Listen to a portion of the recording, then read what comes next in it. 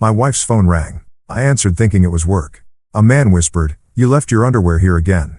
I stayed silent. He giggled, "I love you so much." I quickly ended the call. The voice?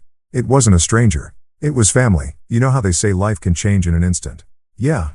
Well, whoever came up with that gem of wisdom clearly had a crystal ball, because mine went from suburban dad bliss to Jerry Springer episode faster than you can say plot twist from hell. There I was doing what every red-blooded American husband does on a Tuesday evening, standing at the kitchen sink like some domesticated caveman, scrubbing the remnants of our family dinner off plates that cost more than my first car.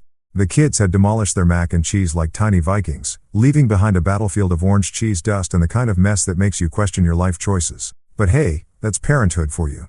Equal parts joy and wondering why you didn't invest in paper plate stock. My wife Sarah had bounced out about 20 minutes earlier, muttering something about needing milk and bread from the store. Classic grocery store run that somehow always turns into a 2-hour expedition involving organic kale, artisanal sourdough, and whatever Pinterest told her we absolutely couldn't live without this week. She'd left her phone sitting on the granite counter like it was radioactive waste, which let me tell you should have been my first red flag. Sarah and her iPhone had a relationship more committed than most marriages. The woman checked that thing more often than a teenage girl stalking her crush's Instagram. So there I am, elbow deep in sudsy water when her phone starts buzzing like an angry wasp trapped in a jar. The caller ID just showed a number, no name, no photo of some soccer mom from the PTA or her sister calling to complain about her latest dating disaster. Just digits, cold anonymous digits that somehow felt wrong from the get-go. Now, normally I wouldn't touch Sarah's phone with a 10-foot pole. Not because I'm some saint or anything, but because the last time I accidentally answered it, I got stuck in a 40-minute conversation with her cousin about her cat's digestive issues. Trust me, there are some things you can unhear and Whisker's bowel movements top that list. But something about this call felt different. Maybe it was the persistent buzzing, or maybe it was that little voice in the back of my head. You know, the one that usually tells you not to eat gas station sushi or trust politicians. Whatever it was, I found myself drying my hands on the dish towel and reaching for the phone. "Hello," I said, trying to sound casual, like I answered my wife's phone all the time instead of treating it like it might explode if I looked at it wrong.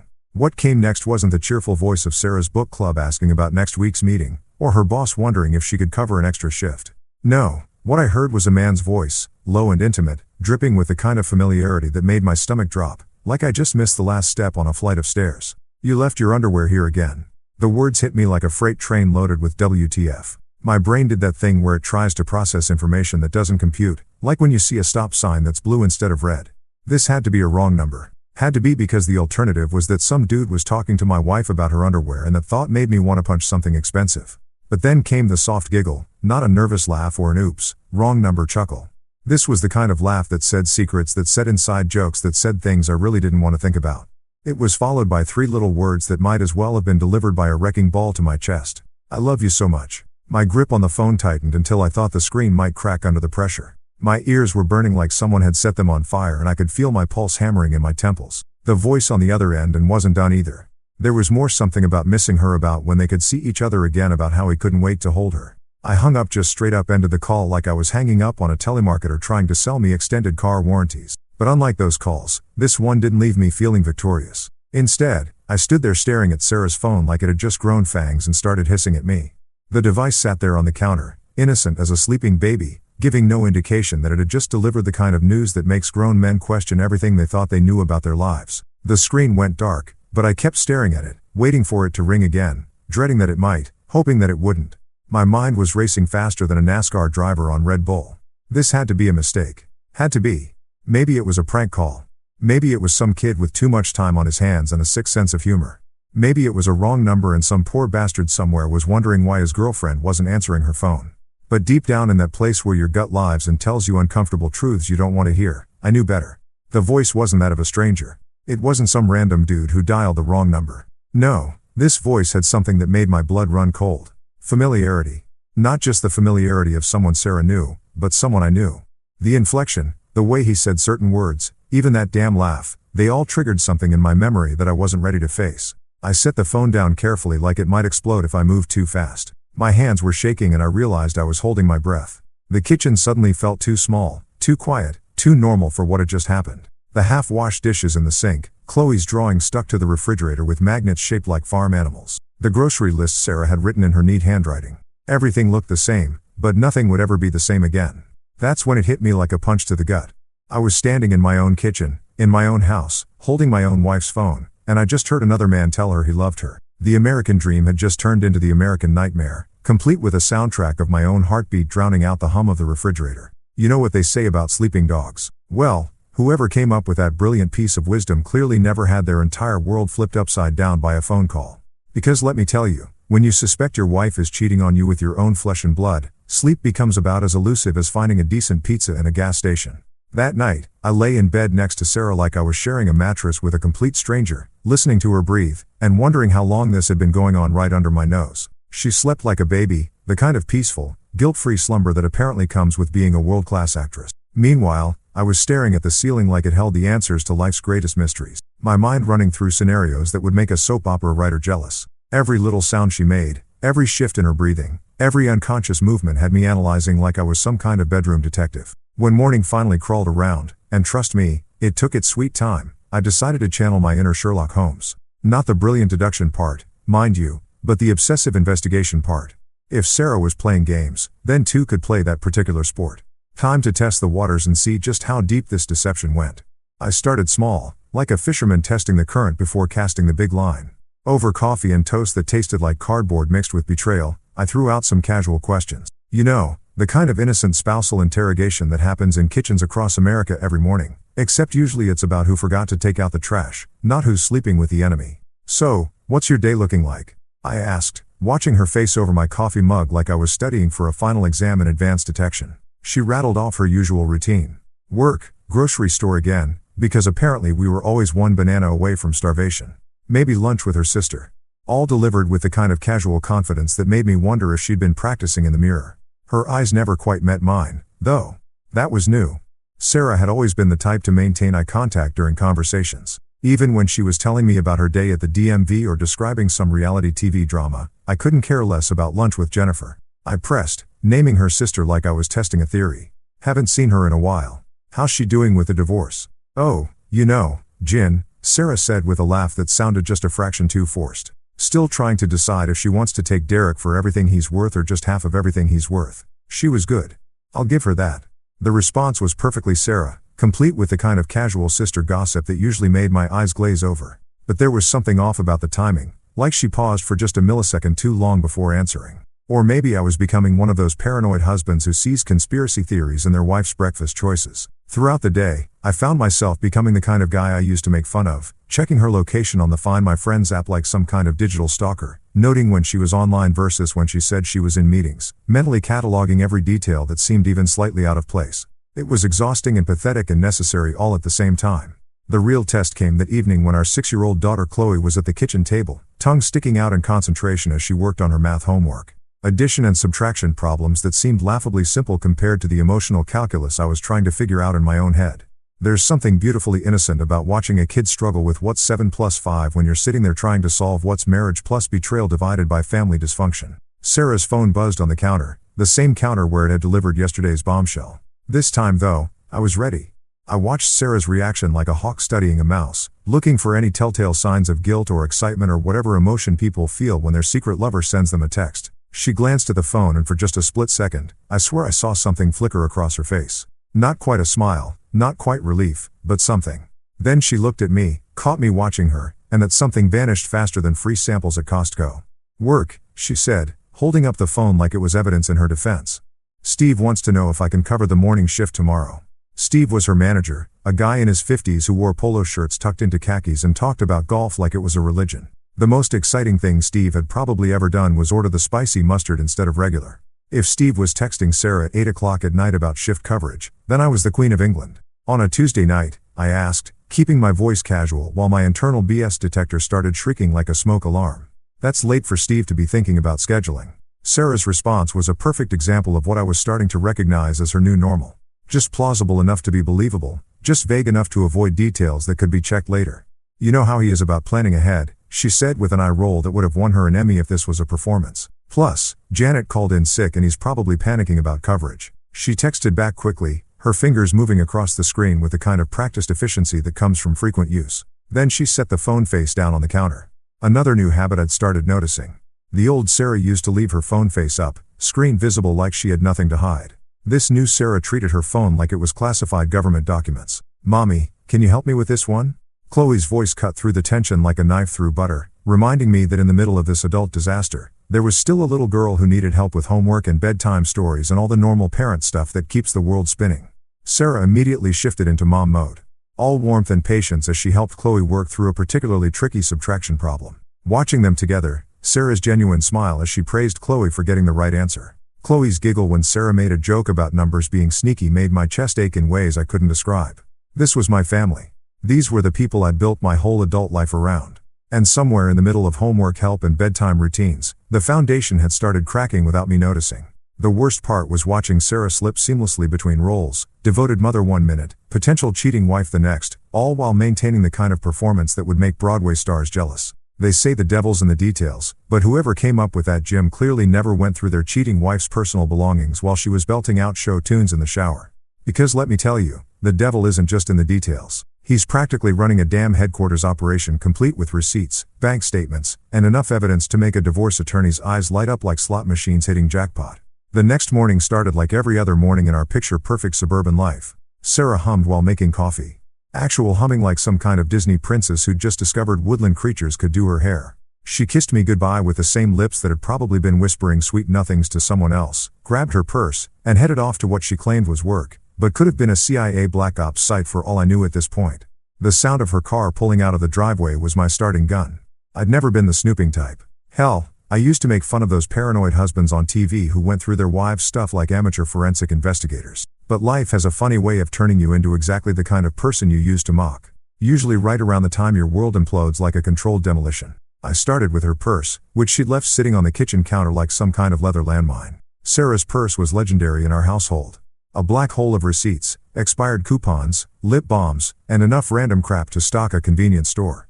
Chloe used to joke that mom's purse was bigger than her backpack, and she wasn't wrong. Digging through it felt like archaeological excavation, except instead of discovering ancient civilizations, I was uncovering evidence of modern betrayal. Receipt after receipt, all neatly folded and stuffed into various compartments like she was keeping records for the IRS. But these weren't receipts for groceries or gas or the usual domestic expenses that married couples rack up, like participation trophies. No, these were receipts for places I'd never been. Restaurants I'd never heard of. Located in parts of town that might as well have been on Mars for all the time I'd spent there. High-end places, too. The kind of joints where appetizers cost more than our usual dinner for $4. And the waiters probably have graduate degrees in wine pairing. La Bernardine. I read off one receipt trying to pronounce it like I hadn't failed high school French. $67 for lunch. $67 for lunch.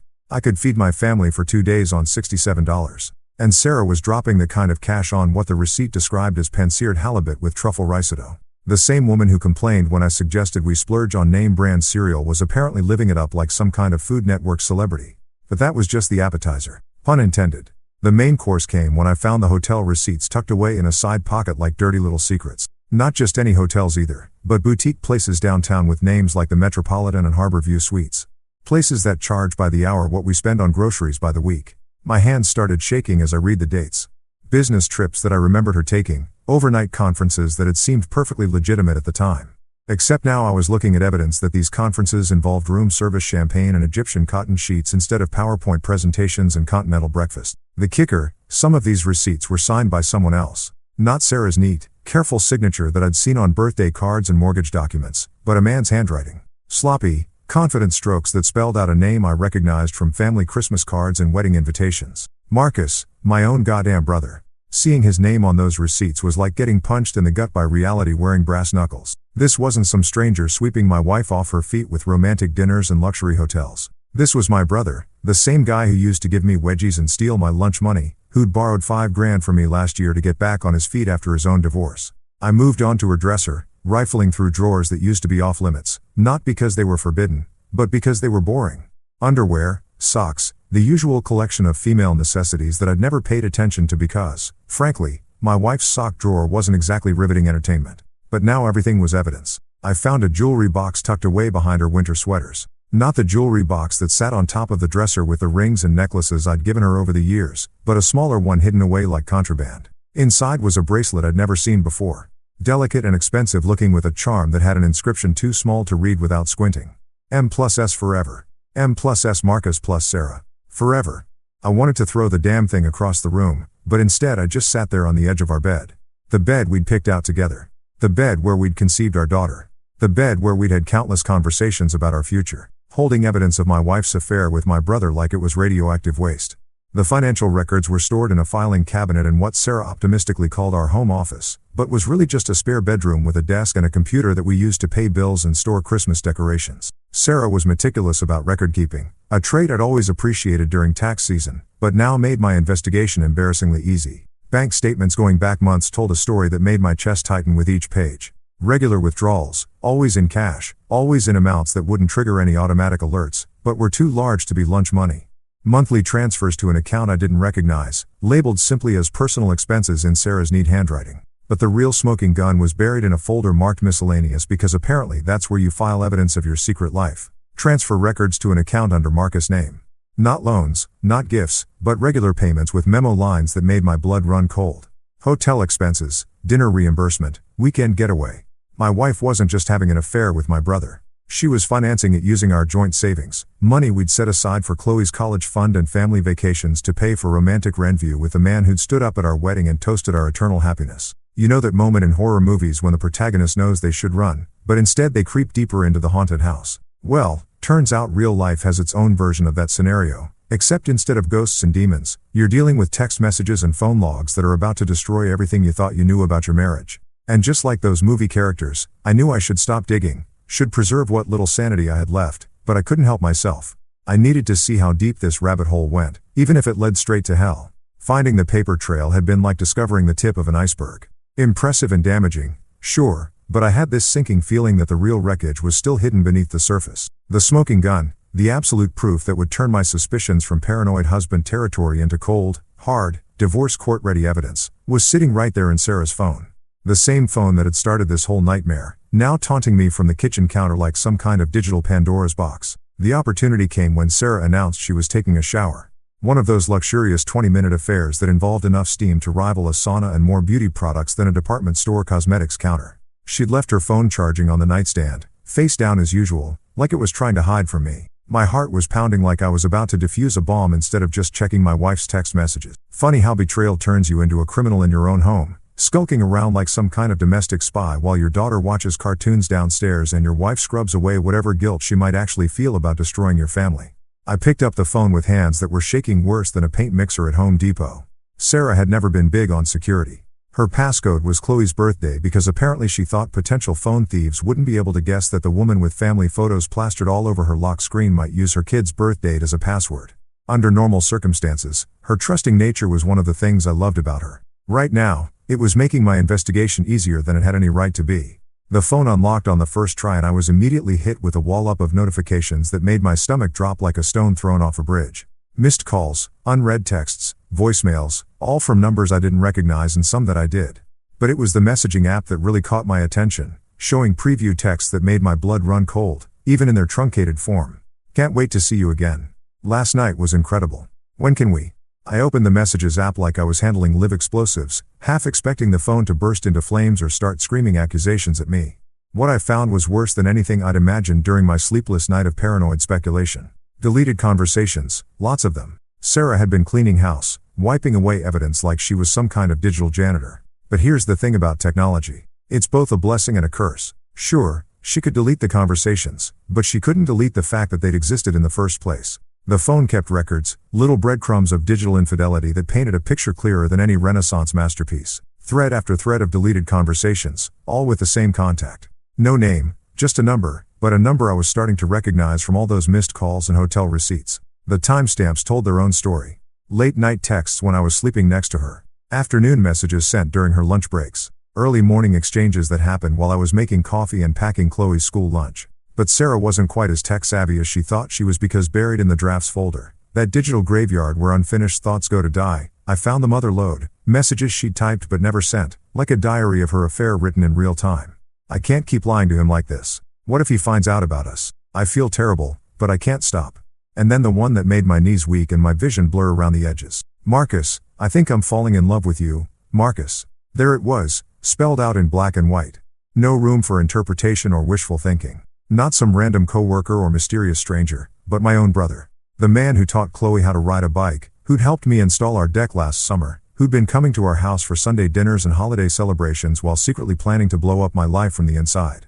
I kept scrolling through the drafts like some kind of masochist, finding message after message that she'd typed, but apparently thought better of sending. Plans for weekend getaways, complaints about having to pretend when I was around, discussions about when they could finally be together without hiding. The worst part wasn't even the content of the messages. It was the timestamps. This had been going on for months.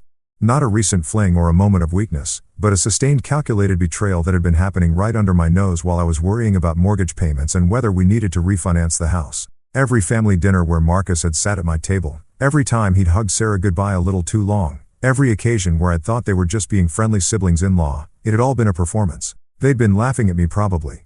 Poor stupid husband who couldn't see what was happening in his own house with his own wife, with his own brother. The sound of the shower turning off upstairs made me jump like I'd been caught robbing a bank. I quickly closed the messages and put the phone back exactly where I'd found it, face down on the nightstand like a guilty secret, keeping watch over our bed.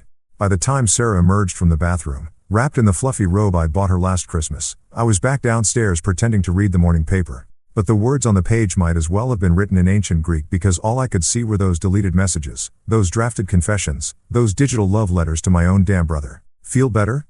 I asked when she came into the kitchen, and the irony of the question wasn't lost on me.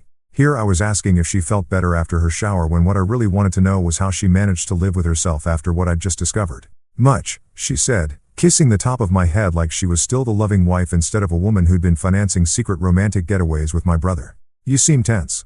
Everything okay? Everything okay? Right. My wife was having an affair with my brother, using our savings to pay for their romantic escapades, and lying to my face with the kind of skill that would make professional con artists jealous. But sure, everything was just peachy. You ever watch one of those nature documentaries where they show predators stalking their prey? The way the lion crouches in the tall grass, muscles coiled and ready, while the unsuspecting gazelle just keeps grazing like it's living in some Disney movie where everyone gets along and nobody gets eaten. Well, that evening I felt like I was watching the human version of that exact scenario. Except I couldn't tell who was the predator and who was dinner because there I was sitting at my own kitchen table when Marcus walked through my front door like he owned the place. Same cocky grin he'd worn since we were kids. Same casual wave. Same hey bro greeting that used to make me smile but now made me want to introduce his face to my fist. He was carrying a bottle of wine, some fancy red that probably cost more than my weekly grocery budget, and wearing that ridiculous polo shirt that made him look like he was about to tee off at the country club instead of having dinner with the family. He was systematically destroying. The audacity was breathtaking. Really? Here was a guy who'd been sleeping with my wife, spending my money, and planning a future that didn't include me. And he had the balls to show up at my house with wine and small talk like he was some kind of beloved family member instead of a backstabbing snake in khakis. Sarah, he called out like he was announcing his arrival to his girlfriend instead of his brother's wife. I brought that Cabernet you mentioned. The one from that little winery I mean the one I heard you talking about. Nice save, Romeo. Real smooth. If I hadn't already seen the evidence, that little slip might have flown right over my head. But now, I was listening to everything with the intensity of a FBI wiretap, cataloging every word, every glance, every microscopic interaction that proved what I already knew, but wasn't ready to confront yet. Sarah practically floated into the room when she heard his voice, and watching them greet each other was like witnessing a masterclass in acting. The casual hug that lasted just a fraction too long. The way her hand lingered on his arm when she thanked him for the wine. The shared look that passed between them for maybe half a second before they remembered. I was standing right there watching this performance like the world's most uncomfortable audience of wine. You didn't have to bring wine, Sarah said, but her tone suggested she was pleased he had. I made that roast you love so much. The roast he loves.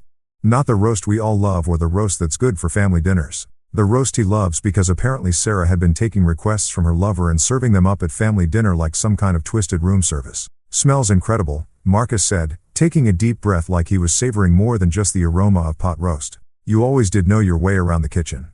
Always did. Like he'd been sampling her cooking in contexts that didn't involve family gatherings. Like he'd been getting private tastings that came with more than just dinner rolls and small talk. Meanwhile, Chloe was at the table with her coloring book, completely oblivious to the adult drama unfolding around her. She was working on some elaborate masterpiece involving unicorns and rainbows, humming under her breath the way kids do when they're completely absorbed in something that makes perfect sense to them and no sense to anyone else. Watching her color while her mother and uncle performed their little charade made my chest tight with a kind of protective rage I'd never experienced before. This was my daughter's world they were playing with. Her sense of normal, her understanding of family, her belief that the adults in her life were trustworthy and stable and not secretly destroying everything she thought she could count on.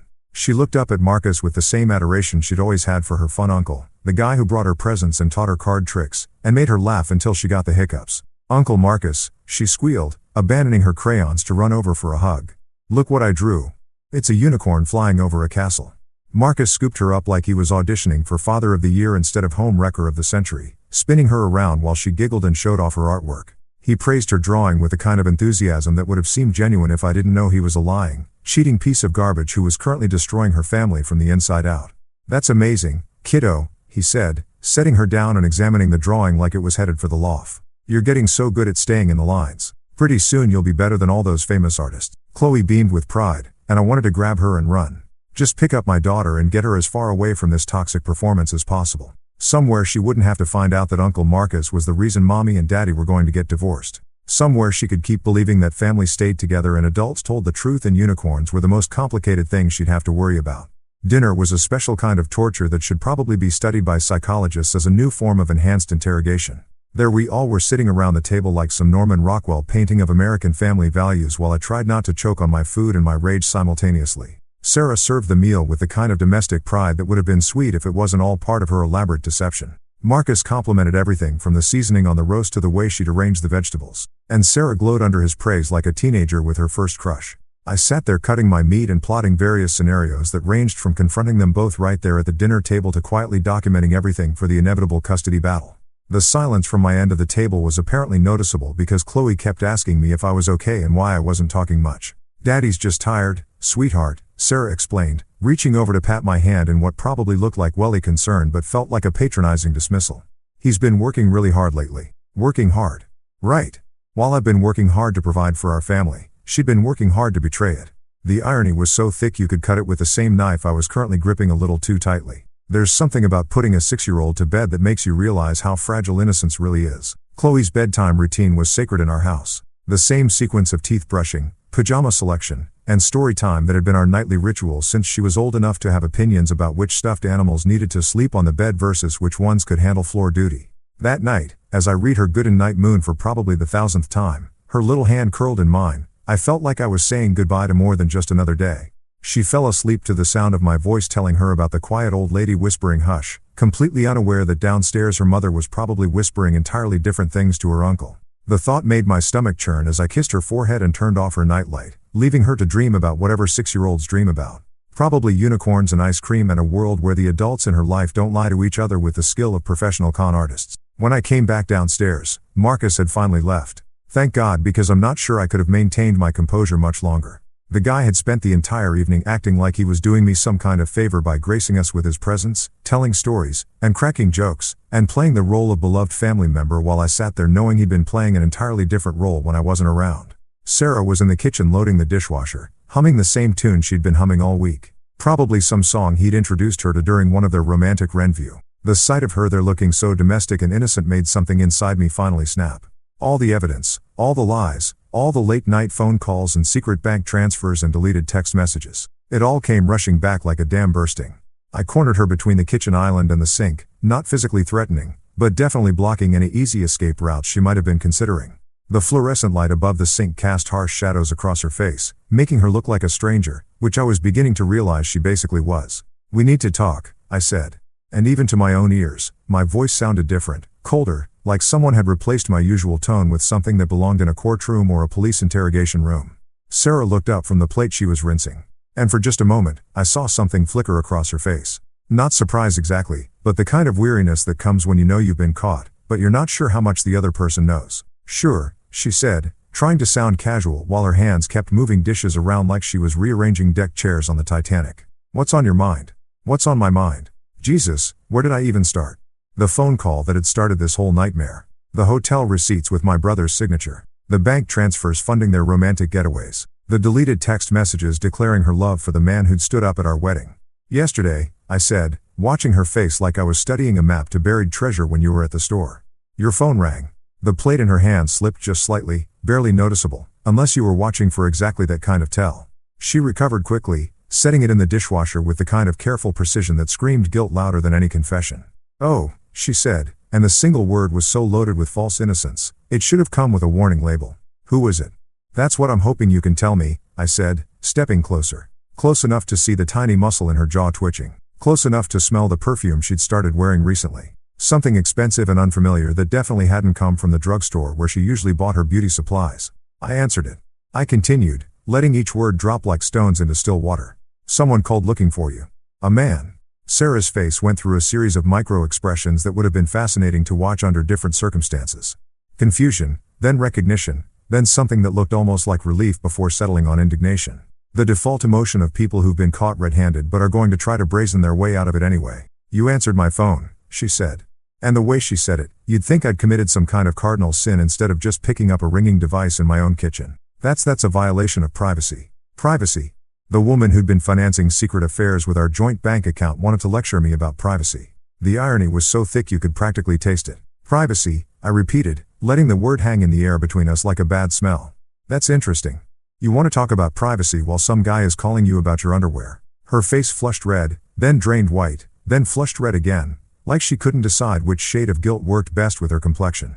She opened her mouth, probably to launch into some elaborate explanation involving wrong numbers and mistaken identity, but I cut her off before she could spin another web of "He said he loved you, Sarah." Those were his exact words. I love you so much. And you know what? I recognized his voice. That's when her whole performance finally cracked. The indignation crumbled, the false confusion evaporated, and what was left was just my wife, the woman I'd promised to love and cherish and protect, looking at me with the kind of trapped animal expression that comes when you realize the jig is finally up. It's not what you think, she said, which has to be the most predictable line in the history of marital confrontations. Right up there with, "We're just friends," and it didn't mean anything. Then tell me what it is, I said, leaning against the counter with my arms crossed, trying to look casual, while my heart hammered against my ribs like it was trying to escape. Because from where I'm standing, it looks like my wife is having an affair, and the man she's having it with sounds suspiciously familiar. Sarah's eyes darted around the kitchen like she was looking for backup that wasn't coming. Her hands were shaking as she closed the dishwasher, and I could practically see the wheels turning in her head as she tried to figure out how much I actually knew versus how much I was guessing. "I never meant for this to happen," she finally whispered. And those 6 words confirmed everything I'd suspected, but had been desperately hoping was wrong. The silence that followed was deafening. Not the comfortable quiet of a married couple who didn't need words to communicate, but the heavy, suffocating silence of a relationship breathing its last breath. And in that silence, I said the name I'd been dreading to say out loud. "Marcus, have you ever driven somewhere while so pissed off that you can't remember actually getting in the car, starting the engine, or navigating through traffic?" That's exactly what happened the next day after I dropped Chloe off at school and told Sarah I had some errands to run. Errands, right? If confronting your backstabbing brother about screwing your wife counts as an errand, then sure. I was just running errands like some suburban dad picking up dry cleaning and groceries. The drive to Marcus's apartment complex gave me way too much time to think, which was about as helpful as gasoline at a bonfire. My hands were gripping the steering wheel so tight. I'm surprised I didn't leave permanent fingerprints in the leather. And every red light felt like the universe was giving me more time to imagine exactly what I was going to say to the man who'd spent months systematically destroying my marriage while pretending to be my loving brother. Marcus lived in one of those trendy downtown lofts that cost more per month than most people's mortgage payments. The kind of place that screams, "I'm a bachelor with disposable income and questionable life choices." All exposed brick and floor-to-ceiling windows, probably filled with furniture that cost more than my car and had names like Barcelona chair or mid-century modern something or other. The perfect bachelor pad for a guy who apparently specialized in seducing his brother's wife with fancy dinners and expensive hotels. I'd been to his place maybe 3 times since he'd moved there after his own divorce last year. Sarah had always made comments about how stylish it was, how sophisticated Marcus had become, how different it was from our suburban house with its family-friendly furniture and Chloe's toys scattered around like colorful landmines. Now I realized those weren't just casual observations, they were comparisons. She'd been measuring our life against his and apparently finding ours lacking. The building had one of those fancy intercom systems where you had to be buzzed up. But I'd watched Marcus punch in the code enough times to remember it. Because that's the thing about family. You pay attention to the little details. You trust people with access to your life. You assume that blood means something more than just shared DNA and childhood memories. You assume wrong. As it turns out, the elevator ride to the 8th floor felt like it took about 17 hours, giving me plenty of time to rehearse what I was going to say. I'd run through dozens of scenarios during the drive over. Everything from calm, rational discussions to screaming matches that would probably get the cops called. But standing there in that expensive elevator, listening to jazz music that was probably supposed to be soothing, but just made me want to punch something, I realized that no amount of mental preparation was going to make this conversation easier. Marcus' door was at the end of the hallway behind one of those heavy wooden barriers that probably cost more than most people's monthly rent. I stood there for a moment, fist raised to knock, wondering if there was any chance I was wrong about all of this. Maybe there was some explanation that didn't involve my brother betraying me in the most fundamental way possible. Maybe those text messages were fake. Those hotel receipts were forgeries. And that phone call was some elaborate prank that had gotten way out of hand. But deep down, I knew better. The evidence was too overwhelming, too consistent, too obvious once you knew what to look for. So I knocked on that door with all the enthusiasm of a man walking to his own execution. The door opened and there was Marcus in all his traitorous glory. He was wearing one of those casual button-down shirts that probably cost more than my weekly grocery budget. The kind of outfit that says, "I'm successful and sophisticated," but really just screams, "I have terrible priorities and spend too much money trying to impress people." His hair was perfectly styled. His apartment smelled like expensive cologne. And he had that same cocky smile he'd been wearing since we were kids. The one that used to make me laugh, but now made me want to rearrange his face with my fist. "Hey, bro," he said, like I was there for a social visit instead of to confront him about destroying my family. "This is a surprise. Come on in. Want a beer? I just got this craft brew from some microbrewery in Oregon that supposedly uses hops grown in volcanic soil or some like that." Craft beer, of course, because regular beer wasn't sophisticated enough for a man who was apparently sophisticated enough to steal his brother's wife, but not sophisticated enough to feel bad about it. I stepped into his apartment without saying a word, taking in the space that had probably been the setting for God knows how many romantic encounters with my wife. The living room looked like something out of a magazine. All clean lines and carefully placed accent pieces with not a single family photo or personal touch that might suggest someone actually lived there instead of just posing for interior design photo shoots. "Nice place," I said, and even I could hear the edge in my voice. "Very intimate." Marcus was already heading toward his kitchen, probably to get those fancy beers he'd mentioned, but something in my tone must have registered because he stopped and turned around. For the first time since I'd arrived, he actually looked at me. Really looked at me. And I saw his expression change from casual brotherly welcome to something that looked suspiciously like recognition. "You okay?" he asked. And there was just enough weariness in his voice to let me know that some part of him knew exactly why I was there. "You seem a little tense." Tense, right? I was about as tense as a bowstring being pulled by the Incredible Hulk. And this was going to stand there pretending he didn't know why. "I'm fine," I said, staying right where I was instead of following him deeper into his love nest. "Just wanted to have a conversation with my brother, you know, catch up on things, see what you've been up to lately." The fake smile on Marcus' face flickered like a TV with bad reception. He was smart enough to know that casual brotherly visits weren't really my style, especially not on a random Wednesday morning when I should have been at work. But he was also arrogant enough, or maybe just stupid enough to think he could charm his way out of whatever this was. "Well, you know me," he said with that laugh I'd heard on Sarah's phone. The one that had started this whole nightmare. Same old Marcus. Working too much, dating too little, trying to figure out what the hell I'm doing with my life. Dating too little. Jesus Christ, the balls on this guy. He was standing there talking about his dating life while he'd been systematically dating my wife for months. The sheer audacity was breathtaking in its scope. "Really?" I said, taking a step closer. "Because from what I hear, your dating life has been pretty active lately." That's when the mask finally started to slip. Marcus's casual smile froze in place like someone had hit the pause button on his performance, and I could practically see him running through possible responses in his head. Deny everything. Act confused? Double down on the innocent brother routine. "I don't know what you mean," he said, but his voice had lost that confident tone he'd been using since I walked in. Now, he sounded like someone who was trying very hard to sound casual and failing spectacularly. "Sarah's phone rang yesterday," I said, watching his face like I was studying evidence at a crime scene while she was at the store. I answered it. The color drained from Marcus's face so fast I thought he might actually faint. All that expensive styling and sophisticated posturing couldn't hide the look of a man who just realized he'd been caught with his hand in the cookie jar. Except instead of cookies, it was his brother's wife. And instead of a slapped wrist, he was looking at the complete destruction of what was left of our family. "Oh," he said. And that single syllable contained more guilt than a full confession. "Yeah," I said, taking another step closer. "Oh." Imagine my surprise when some guy started talking about my wife's underwear. Imagine my shock when that same guy said he loved her.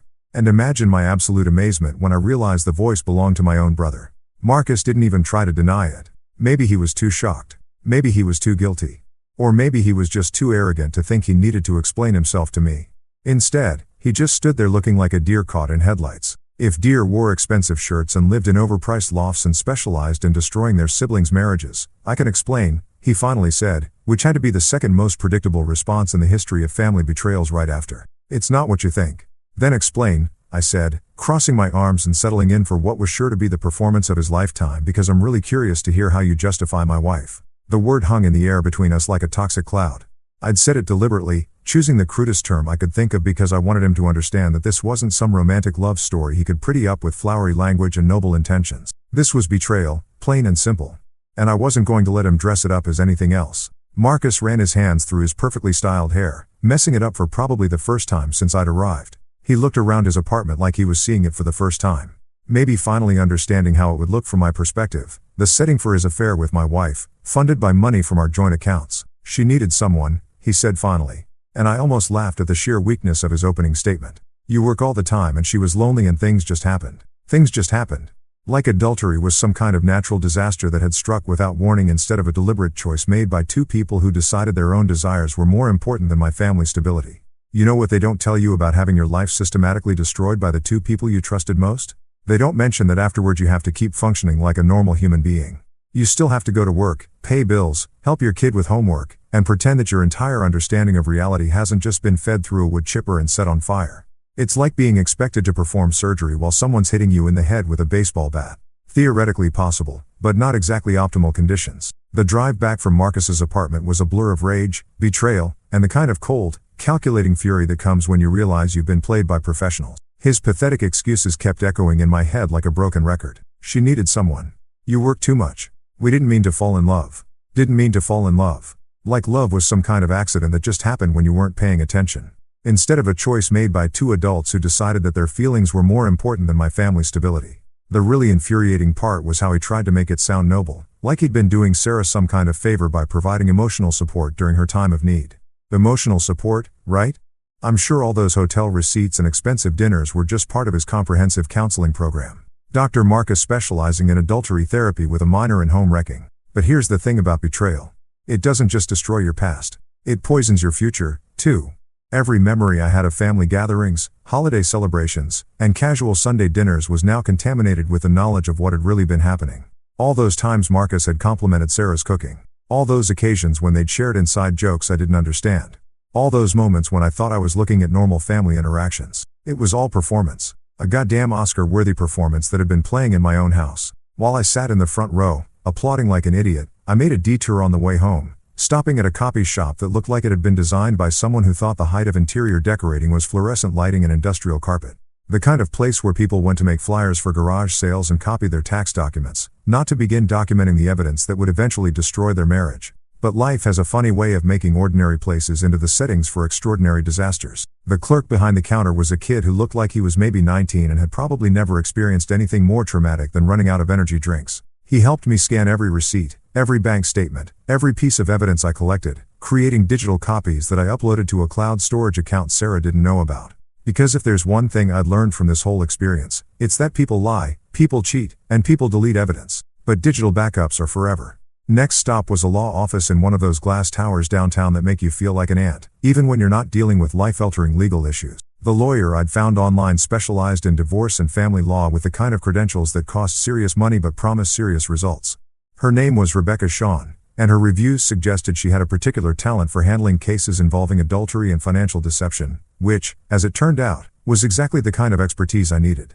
Rebecca's office was all polished wood and expensive leather, the kind of place designed to make you feel confident about spending your kid's college fund on legal fees. She was younger than I'd expected, probably in her early 40s, with the kind of sharp intelligence that suggested she'd eaten weaker lawyers for breakfast, and was already thinking about lunch. "Tell me about your situation," she said, gesturing to the chair across from her desk while she pulled out a legal pad that looked like it had seen more drama than a daytime soap opera. So, I told her everything.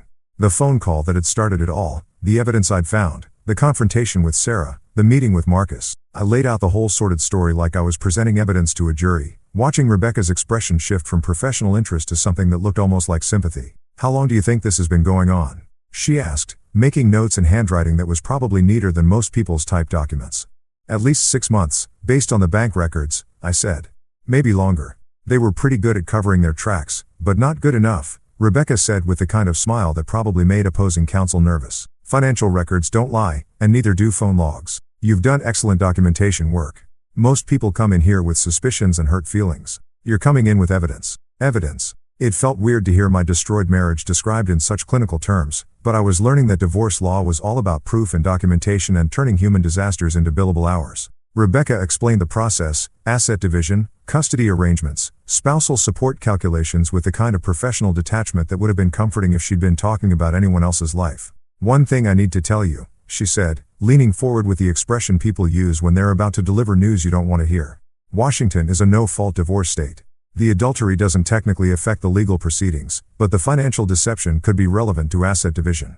No fault meaning it didn't legally matter that my wife had been cheating on me with my brother, using our money to finance their affair, and lying to my face for months. The law apparently considered adultery about as relevant as someone's preference in breakfast cereal, but the money that was different. Spending marital assets on an affair was something the courts actually cared about. We'll need to freeze the joint accounts, Rebecca continued. And I'd recommend moving half the funds to an account in your name only. Legal, defensible, and it prevents further misuse of marital assets. Marital assets. That's what our life savings had become. Not the money we'd set aside for Chloe's education or family vacations, or the dream house we'd talked about buying someday, but marital assets to be divided and disputed and fought over in conference rooms that smelled like stale coffee and broken dreams. The next few days passed in a blur of legal preparations and emotional numbness. I opened new bank accounts, changed passwords on everything from our mortgage company to our streaming services, and began the process of untangling a life that had been woven together over 8 years of marriage. It's amazing how complicated it is to separate two lives that have been legally and financially joined. Every credit card, every insurance policy, every shared subscription becomes another thread to be cut. At home, the atmosphere was toxic enough to require hazmat suits. Sarah had moved into the guest bedroom to give us both space to think, which was probably the first honest thing she'd said in months. We maintained a veneer of civility around Chloe, but the silence between us was so heavy it felt like a physical presence in the house. Chloe, bless her innocent heart, kept asking why mommy and daddy seemed sad, why we weren't talking as much, why the house felt different. How do you explain to a 6-year-old that her mother had been cheating on her father with her uncle using money meant for her college fund to pay for romantic getaways? How do you tell a child that the adults she trusts most in the world had been lying to everyone, including each other, for months? Sometimes grown-ups have problems they need to work through. I told her during one of our bedtime conversations, holding her small hand while she curled up with the stuffed elephant she'd had since she was 2. But no matter what happens, Daddy loves you very much, and nothing will ever change that. Are you and Mommy going to get divorced like Tommy's parents did? She asked with the kind of direct honesty that only kids possess. The question hit me like a physical blow. Tommy was a kid in her class whose parents had split up earlier in the year, and Chloe had come home with lots of questions about why some mommies and daddies didn't live together anymore. At the time, Sarah and I had answered those questions together, explaining divorce in the kind of gentle, age-appropriate terms that made it sound like a mutual decision made by adults who still cared about each other but couldn't live together anymore.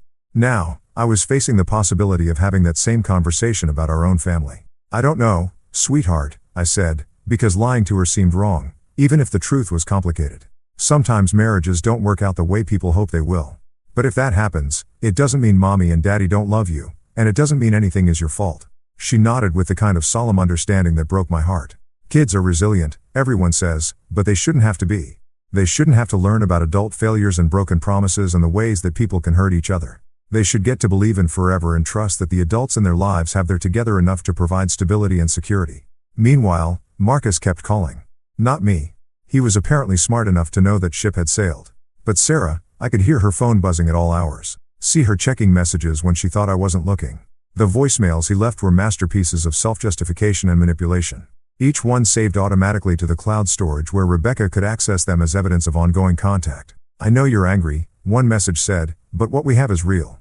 Don't let him make you feel guilty for finding happiness. Finding happiness like destroying my family was some kind of noble quest for personal fulfillment instead of a selfish betrayal that had collateral damage in the form of a 6-year-old girl who didn't deserve to have her world turned upside down by adult stupidity. Another message was more direct. I love you, Sarah. Whatever happens with him, that doesn't change. We can get through this together. Together. The word made my stomach churn because it confirmed what I'd suspected. This wasn't just an affair that was ending now that they'd been caught. This was a relationship, a future they were planning, a life they wanted to build on the smoking ruins of my marriage. You know that moment in movies when the protagonist finally has enough evidence to confront the villain, and they dramatically spread everything out on a table like they're presenting the case to a jury. Well, turns out real life has its own version of that scene, except instead of dramatic music and perfect lighting, you get the fluorescent buzz of your kitchen lights and the sound of your own heart hammering against your ribs like it's trying to escape before it hits the fan. I'd spent 3 days preparing for this moment, organizing every receipt, every bank statement, every call log, and every piece of evidence into neat little piles that told the complete story of my wife's betrayal. Rebecca had helped me create a timeline that read like a manual for how to destroy your marriage in 6 easy steps, complete with dates, dollar amounts, and enough documentation to make a forensic accountant weep with joy. Sarah was in the living room curled up on the couch with a book she'd been pretending to read for the past hour. I say pretending because I'd watched her turn exactly 2 pages in 60 minutes, which either meant she was the world's slowest reader or her mind was somewhere else entirely. Probably planning her next romantic getaway with my brother or figuring out how much of our joint savings she could transfer before I noticed. Chloe was at a sleepover at her friend Emma's house, which meant we could have this conversation without worrying about our daughter overhearing the kind of language that would make a sailor blush. I'd specifically arranged it that way because some conversations require the kind of brutal honesty that 6-year-olds shouldn't have to witness. "Sarah," I said, my voice carrying the weight of every sleepless night and every moment of betrayal I'd discovered over the past week. "We need to talk in the kitchen now." She looked up from her book with the expression of someone who'd been expecting this moment, but hoping it would never actually arrive. The kind of look you see on the faces of people who know they're about to be held accountable for their actions and aren't particularly thrilled about the prospect. "Can it wait until after I finish this chapter?" she asked. Which was probably the most ridiculous stalling tactic in the history of marital confrontations. Like we were discussing dinner plans instead of the complete destruction of our marriage. "No," I said, already heading toward the kitchen where I'd spent the afternoon arranging my evidence like some kind of domestic crime scene investigator. "It really can't." By the time Sarah reluctantly made her way to the kitchen, I had everything spread out across our dining table like the world's most depressing buffet. Hotel receipts arranged chronologically, bank statements highlighted to show suspicious transfers, phone records with Marcus numbers circled in red ink, and printouts of text message logs that painted a picture clearer than anything Picasso ever created. Sarah stopped in the doorway when she saw the display, her face going through a series of expressions that would have been comical under different circumstances. Shock, recognition, fear, and finally something that looked almost like relief. The expression of someone who'd been carrying a heavy secret and was almost grateful to finally put it down. "Sit," I said, pulling out a chair on the opposite side of the table from where I'd been working. Not an invitation, but a command. The kind of tone I'd never used with her before because our marriage had been built on respect and partnership and the assumption that we were on the same team. She sat, her eyes scanning the evidence spread out between us like she was looking at photographs from a crime scene, which in a way she was. These were the receipts and records and documentation of every choice she'd made to prioritize her affair over our marriage. Every decision to spend our money on romantic dinners with my brother instead of our daughter's future. "This is everything," I said, gesturing to the papers like a prosecutor presenting evidence to a jury. "Every hotel, every dinner, every bank transfer, every phone call, the complete record of your affair with Marcus." Sarah's hands were shaking as she reached for one of the hotel receipts, holding it like it might burst into flames. Her signature was right there at the bottom along with Marcus' proof that they'd been signing in together like some kind of twisted romantic couple. "How long have you known?" she asked, her voice barely above a whisper. "Since the phone call," I said. "But I've been documenting everything since then." "Did you know that adultery might not matter legally, but financial deception does? Did you know that spending marital assets on an affair is considered dissipation of assets and can affect property division?" She went like I'd slapped her. Good. She should feel uncomfortable talking about the legal implications of her choices because those choices had legal implications that went far beyond hurt feelings and broken trust. "I never meant for it to go this far," she said, which had to be the third most predictable response in the history of marital betrayals. Right after, "It's not what you think and we can work through this." "How far did you mean for it to go?" I asked, picking up one of the bank statements that showed a particularly large transfer to Marcus's account. "Was there a specific dollar amount where you planned to stop?" "A certain number of hotel rooms that would have been your limit." "It's not about the money," Sarah said, which was exactly what I'd expected her to say and exactly the wrong thing to say while sitting across from thousands of dollars in evidence that it was absolutely about the money. "Really?" I said, holding up a receipt from that fancy French restaurant where they'd apparently celebrated their 3-month anniversary. "Because according to this, you spent $237 on dinner. That's more than we usually spend on groceries for a week. But it's not about the money." Sarah started crying then.